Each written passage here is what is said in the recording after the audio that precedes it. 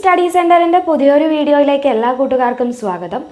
ഇന്ന് ഒരു detailed review ആണ് ഉദ്ദേശിക്കുന്നത്. അതായത് 23/4/2022 നടന്നിട്ടുള്ള NCA by transfer UP school ടീച്ചറുടെ എക്സാമിൻ്റെ ആ ഒരു ഡീറ്റെയിൽഡ് റിവ്യൂ ആണ് ഉദ്ദേശിക്കുന്നത്.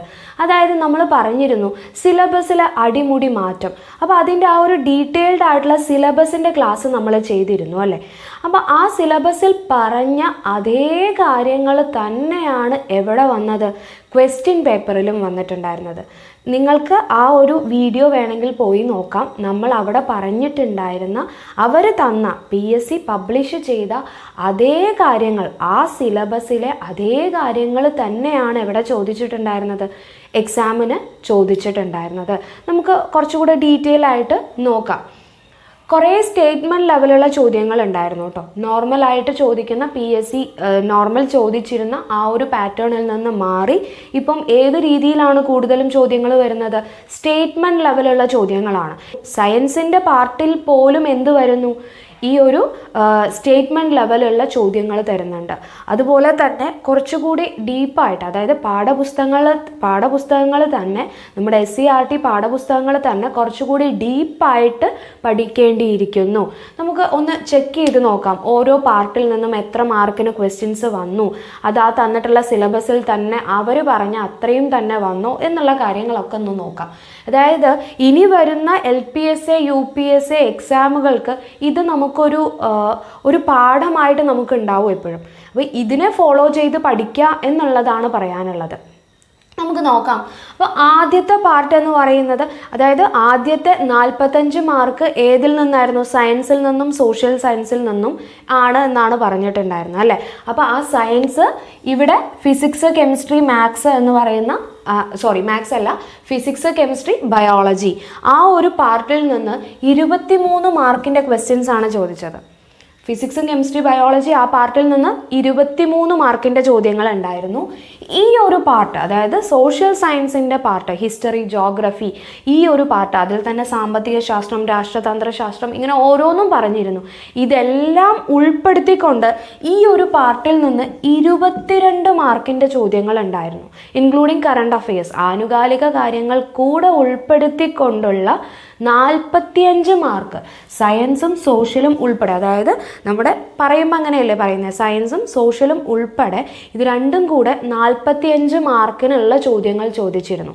അവിടെ പറഞ്ഞ ആ സെയിം അതേപോലെ തന്നെയാണ് അവർ എന്ത് ചെയ്തിരുന്നത്, മാർക്ക് അലോട്ട് ചെയ്ത് കൊടുത്തിട്ടുള്ളത്. സയൻസിലാണെങ്കിലും സോഷ്യൽ സയൻസിനാണെങ്കിലും മാർക്ക് അലോട്ട് ചെയ്ത് കൊടുത്ത് അവർ ആ സിലബസ് പ്രകാരമുള്ളതാണ്. നമുക്ക് പരിശോധിച്ചാൽ മനസ്സിലാവും. നിങ്ങൾ ക്വസ്റ്റ്യൻ പേപ്പർ കണ്ടിട്ടുണ്ടോ എന്ന് എനിക്കറിയില്ല, എങ്കിലും കാണാത്തവരാണെങ്കിൽ ജസ്റ്റ് ക്വസ്റ്റ്യൻ പേപ്പർ ഒന്ന് ഡൗൺലോഡ് ചെയ്ത് നോക്കുക. ഈ കേരള ചരിത്രം എന്ന് പറയുന്നത് നമ്മുടെ കേരള നവോത്ഥാനത്തിൻ്റെ പാർട്ടിൽ നിന്ന് ചോദ്യങ്ങൾ വന്നിരുന്നു. വക്കം അബ്ദുൾ ഖാദർ മൗലവിയായിട്ട് റിലേറ്റ് ചെയ്തിട്ടുള്ള ചോദ്യങ്ങൾ വന്നിട്ടുണ്ടായിരുന്നു. കേരളത്തിൽ നടന്നിട്ടുള്ള വൈക്കം സത്യാഗ്രഹമായാലും അങ്ങനെയുള്ള കാര്യങ്ങളൊക്കെ, ഗുരുവായൂർ സത്യാഗ്രഹം, ചാന്നാർ ലഹള, ഇതൊക്കെ ഉൾപ്പെടുത്തിക്കൊണ്ടുള്ള ചിലതിൻ്റെ കാലക്രമങ്ങളായിരുന്നു ചോദിച്ചിരുന്നത്, ചിലത് അവയുമായി ബന്ധപ്പെട്ടുള്ള നേതാക്കളെയായിരുന്നു ചോദിച്ചിരുന്നത്. അതേപോലെ തന്നെ പഴശ്ശി യുദ്ധങ്ങൾ, പഴശ്ശിരാജയെക്കുറിച്ചിട്ടുള്ള ചോദ്യം ഉണ്ടായിരുന്നു. അതായത് കേരള ചരിത്രത്തിലെ പ്രധാന സംഭവങ്ങൾ, ചരിത്ര പ്രസിദ്ധമായിട്ടുള്ള സംഭവങ്ങൾ, അതുപോലെ നവോത്ഥാനമായിട്ട് റിലേറ്റ് ചെയ്തിട്ടുള്ള പാർട്ട്. ആക്ച്വലി ഇതൊക്കെ എവിടെ നിന്ന് തന്നെ ഉള്ളതാണ്, നമ്മളുടെ സ്കൂൾ പാഠപുസ്തകങ്ങളിൽ തന്നെയുള്ള കാര്യങ്ങളാണ്. കുറച്ചുകൂടെ ഡീപ്പായിട്ട് നമ്മൾ പഠിക്കണമെന്ന് മാത്രം. അതുപോലെ ഇന്ത്യൻ സ്വാതന്ത്ര്യ സമര ചരിത്രത്തിൽ നടന്നിട്ടുള്ള പ്രധാന സംഭവങ്ങളെക്കുറിച്ച് ചോദിച്ചിട്ടുണ്ടായിരുന്നു. അതുപോലെ തന്നെ അവിടുത്തെ ആര്യസമാജം, ബ്രഹ്മസമാജം, അതായത് ഇവയിൽ കൂട്ടത്തിൽ ഏത് എന്നൊക്കെ പറഞ്ഞിട്ട് ഹിന്ദു സമാജം, ഇങ്ങനെ 4 ഓപ്ഷൻസ് തന്നിട്ട് അങ്ങനെയുള്ള ലെവലുള്ള സാധാ നോർമൽ PSCയിൽ ചോദിച്ചിരുന്ന ചോദ്യങ്ങളും ഉണ്ട് കേട്ടോ. അവിടെ കൂട്ടത്തിൽ പെടാത്തത് ഏത്, എല്ലാം സ്റ്റേറ്റ്മെൻറ്റ് ലെവൽ ചോദ്യങ്ങളല്ല, എന്നാലും നമ്മളെ കുഴക്കുന്ന തരത്തിലുള്ള സ്റ്റേറ്റ്മെൻറ്റ് ലെവൽ ചോദ്യങ്ങൾ അതിൽ ഉണ്ട്. അതായത് നമുക്ക് വായിക്കുമ്പോൾ എല്ലാ ഓപ്ഷൻസും കറക്റ്റ് ആണെന്ന് തോന്നും. അപ്പോൾ ഒരു കാര്യം പഠിക്കുന്ന സമയത്ത്, ഈവൻ ഹിസ്റ്ററി ആണെങ്കിലും ബയോളജി ആണെങ്കിലും ഫിസിക്സ് ആണെങ്കിലും, ഒരു ടോപ്പിക് എടുക്കുമ്പോൾ അതിലെന്തൊക്കെ വസ്തുതകളാണോ, എന്തൊക്കെ ഫാക്ട്സ് ആണോ പറഞ്ഞിട്ടുള്ളത്, അത് നല്ലതുപോലെ വൃത്തിയായി നോട്ട് എഴുതി വെച്ച് ഓരോ പോയിൻറ്റ്സും പഠിക്കുക. അപ്പോൾ അതായത് ഇപ്പം ഫങ്ഷണൽ ഐസോമറിസം ഇതിൽ ഏതൊക്കെയാണ് തന്നിട്ടുള്ളതിൽ ഫങ്ഷണൽ ഐസോമറിസം അങ്ങനെ ഒരു ചോദ്യമുണ്ട്.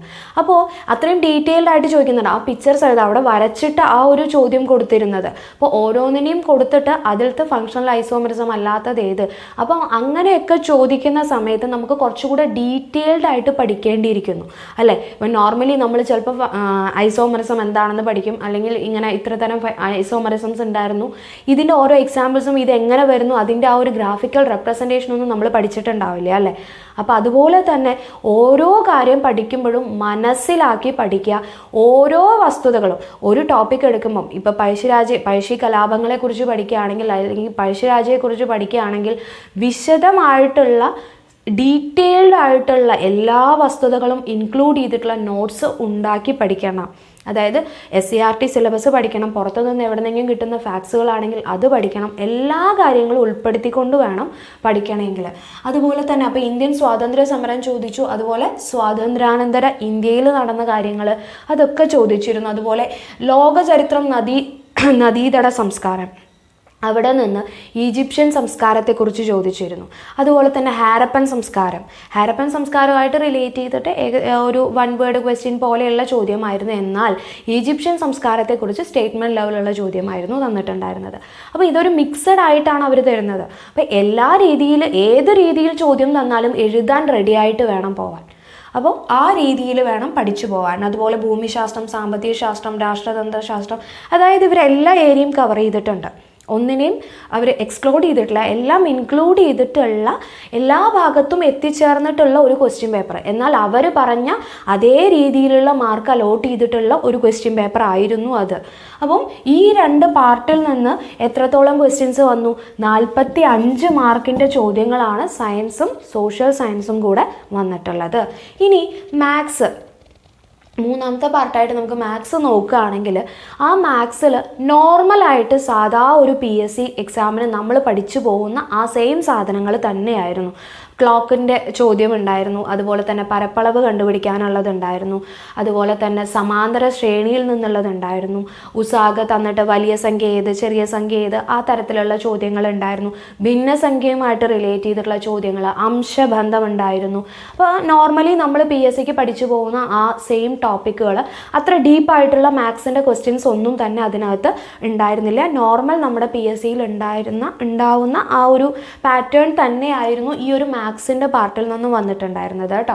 അതുപോലെ ഈ education and psychology, child psychology, ഈ ഒരു പാർട്ടിൽ നിന്നും അതുപോലെ തന്നെയായിരുന്നു ചോദ്യം ഉണ്ടായിരുന്നത് 20 മാർക്കിന്. ഇവിടെ മാത്സ് 15 മാർക്കിൻ്റെ ആയിരുന്നു കേട്ടോ ക്വസ്റ്റ്യൻസ്. മാത്സ് 15 ക്വസ്റ്റ്യൻസ് മാത്സിൻ്റെ പാർട്ടിൽ നിന്നായിരുന്നു ഉണ്ടായിരുന്നത്. അതുപോലെ എഡ്യൂക്കേഷൻ ആൻഡ് ചൈൽഡ് സൈക്കോളജിയിൽ സെയിം എല്ലാ പോർഷൻസും ഉൾപ്പെടുത്തിക്കൊണ്ടുള്ള ചോദ്യങ്ങൾ തന്നെയായിരുന്നു ഉണ്ടായിരുന്നത്. സൈക്കോളജി പാർട്ടിലെ കുറേയൊക്കെ ഡയറക്റ്റ് ക്വസ്റ്റ്യൻസ്, അതായത് തിയറി പഠിച്ചു കഴിഞ്ഞാൽ എഴുതാൻ പറ്റുന്ന തരത്തിലുള്ള കുറേ ക്വസ്റ്റ്യൻസുകൾ അതിൽ കണ്ടിട്ടുണ്ടായിരുന്നു. അപ്പോൾ നമുക്ക് പഠിച്ചാൽ കിട്ടും എന്നുള്ള ഒരു എക്സാം തന്നെയാണ് ഇനി വരുന്ന. ഇപ്പം ഈ കഴിഞ്ഞ അതുവരെ ഉണ്ടായിരുന്ന അവസാനം കഴിഞ്ഞ് നിന്ന LPSA UPSA എക്സാമിൽ അതുവരെ, ഈ ലാസ്റ്റത്തെ എക്സാം അല്ല ഞാൻ പറഞ്ഞത്, അതിന് മുമ്പ് വരെ കട്ട് ഓഫ് വളരെ കുറവായിരുന്നു. അതായത് ഒരു 40, 50 ഒക്കെ മാക്സിമം അല്ലേ, അതിന് മുകളിലേക്ക് വരാറില്ലായിരുന്നു, അതിന് താഴെ മാത്രമേ കട്ട് ഓഫ് നിന്നിരുന്നുള്ളൂ. എന്നാൽ ഇന്ന് കട്ട് ഓഫ് എന്ന് പറയുന്ന എല്ലാ 60-നും മുകളിലാണ്.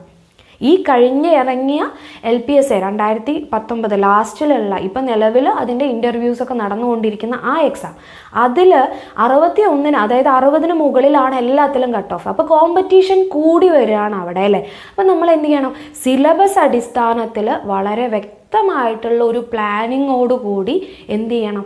നോട്ട് തയ്യാറാക്കി പഠിക്കണം അല്ലേ.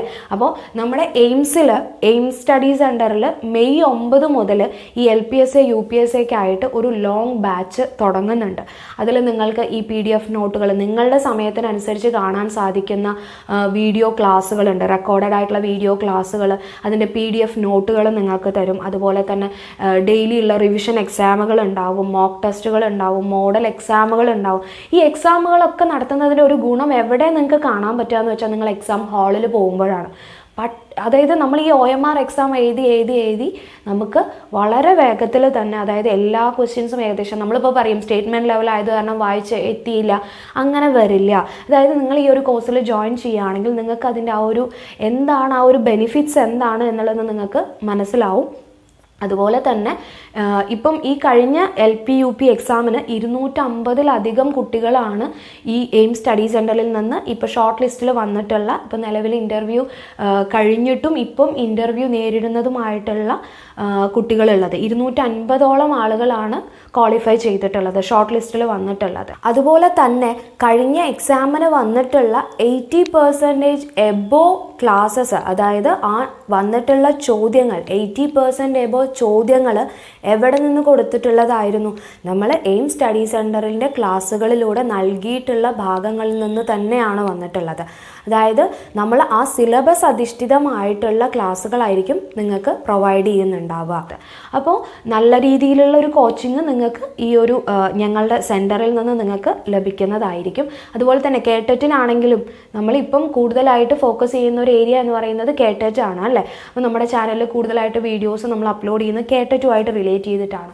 300-ലധികം കുട്ടികൾ, വളരെ ചുരുങ്ങിയ സമയം കൊണ്ട് തന്നെ 300-ലധികം കുട്ടികൾ എന്ത് ചെയ്തിട്ടുണ്ട്? കേട്ടറ്റും ക്വാളിഫൈ ചെയ്ത് പോയിട്ടുണ്ട്. അപ്പോൾ കേട്ടറ്റ് എന്ന് പറയുന്നത് ഇപ്പോൾ നമ്മൾ പഠിക്കുമ്പോൾ വളരെ ശ്രദ്ധിക്കേണ്ട വേറൊരു കാര്യം, ഇപ്പോൾ BEd പഠിച്ച ആളുകളും എന്തെഴുതും? ഈ UPSA എഴുതും. LPSA BEd പഠിച്ചവർക്ക് എഴുതാൻ പറ്റില്ല. അപ്പോൾ കാറ്റഗറി 2 എക്സാം പാസ്സായിട്ടുണ്ടെങ്കിൽ, കേട്ടറ്റ് കാറ്റഗറി 2 എക്സാം പാസ്സായിട്ടുണ്ടെങ്കിൽ അതും പ്ലസ് BEd ഉണ്ടെങ്കിൽ നമുക്ക് UPSA എക്സാം എഴുതാം അല്ലേ. അപ്പോൾ UPSA എക്സാം എഴുതുമ്പോൾ അവർക്ക് വരുന്ന ഒരു പ്രോബ്ലം എന്താണെന്ന് വെച്ചാൽ അവരെല്ലാ ടേംസും, സൈക്കോളജി ഉൾപ്പെടെ എല്ലാ ടേംസും ഇംഗ്ലീഷിലാണ് പഠിക്കുക.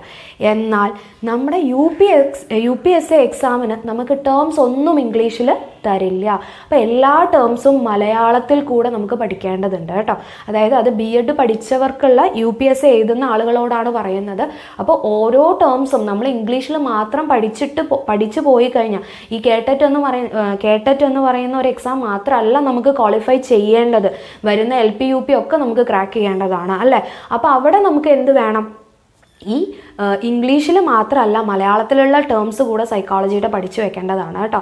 അപ്പോൾ നമ്മുടെ കോഴ്സിൽ ജോയിൻ ചെയ്യാൻ താല്പര്യമുള്ളവരാണെങ്കിൽ നമ്മുടെ സ്ക്രീനിൽ കാണുന്ന നമ്പറിൽ കോൺടാക്റ്റ് ചെയ്യുക. 9446537080 എന്നുള്ള നമ്പറിൽ കോൺടാക്റ്റ് ചെയ്യുക കേട്ടോ.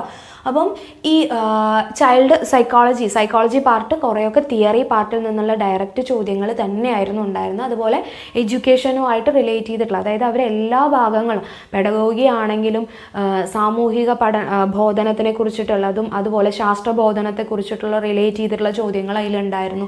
അപ്പോൾ അവരെല്ലാ ഏരിയയും കവർ ചെയ്യുന്നുണ്ട് എന്നാണ് പറയുന്നത്. പിന്നെ അത് കഴിഞ്ഞാൽ ഇവിടെ ഈ എഡ്യൂക്കേഷൻ ആൻഡ് സൈക്കോളജി 20 മാർക്കിൻ്റെ ചോദ്യം ഉണ്ടായിരുന്നു കേട്ടോ.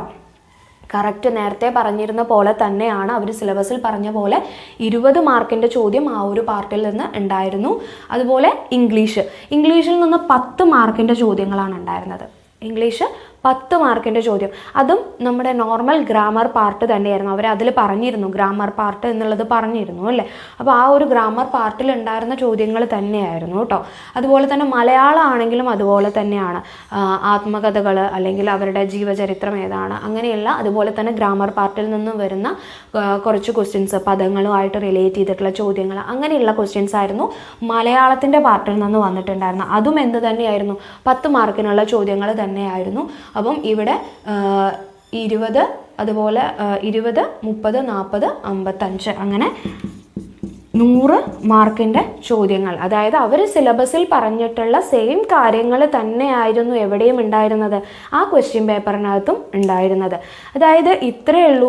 പഠിക്കാൻ തുടങ്ങുന്ന സമയത്ത് ഏത് എക്സാമിനാണ് നിങ്ങൾ പഠിക്കുന്നത്, ഇപ്പം കേട്ടറ്റ് ആണെങ്കിലും LPUP ആണെങ്കിലും ഏത് എക്സാം ആണെങ്കിലും നിങ്ങൾ പഠിക്കുന്നത് സിലബസ് അധിഷ്ഠിതമായിട്ട് നിങ്ങൾ പഠിക്കുക. സിലബസ് എടുത്തു വെച്ച്. എന്നാൽ ഇപ്പോൾ പഠിക്കേണ്ട ഫോർമാറ്റ് ചെറുതായിട്ടൊന്ന് മാറിയിട്ടുണ്ട് അല്ലേ. മുമ്പ് കുറേ ചോദ്യങ്ങൾ പഠിക്കുന്നു, അതിൻ്റെ ഉത്തരങ്ങൾ പഠിക്കുന്നു, അങ്ങനെയായിരുന്നു പഠിച്ചു വന്നിരുന്നത്. ആ ഒരു പാറ്റേൺ ചേഞ്ച് ആയി. ഇപ്പോൾ എന്തായി? സ്റ്റേറ്റ്മെൻറ്റ് ലെവലുള്ള ചോദ്യങ്ങളായി. അപ്പോൾ ആ സ്റ്റേറ്റ്മെൻറ്റ് ലെവലുള്ള ചോദ്യങ്ങളിലേക്ക് നമ്മൾ എത്തണമെങ്കിൽ എല്ലാ ഏരിയയും നമ്മൾ കവർ ചെയ്ത് പോകണം. ഒരു ടോപ്പിക് എടുത്താൽ ആ ഒരു ടോപ്പിക്കുമായിട്ട് റിലേറ്റ് ചെയ്ത് വരുന്ന എല്ലാ ഏരിയയും നമ്മൾ എന്ത് ചെയ്യണം? കവർ ചെയ്ത് പോകണം. ക്ലിയർ ആയോ? അപ്പം ഇതിൽ ഈ ഒരു എക്സാം പാറ്റേണിനെ ബേസ് ചെയ്ത് ഇനി വരുന്ന എക്സാമും എന്ത് തന്നെയായിരിക്കും, ഈ ഒരു മോഡൽ തന്നെയായിരിക്കും അല്ലേ. അപ്പോൾ ഈ ഒരു മോഡൽ വെച്ചിട്ട്, ഈ ഒരു സിലബസ് വെച്ച് അതിനനുസരിച്ച് പാഠങ്ങൾ, നിങ്ങളുടെ പാഠ്യവസ്തുക്കളും എല്ലാം നിങ്ങൾ തയ്യാറാക്കി ഒന്ന് ക്രമീകരിച്ച് ആ ഒരു പാറ്റേണിൽ പഠിച്ചു തുടങ്ങുക. അപ്പം എല്ലാവർക്കും all the best. Thank you.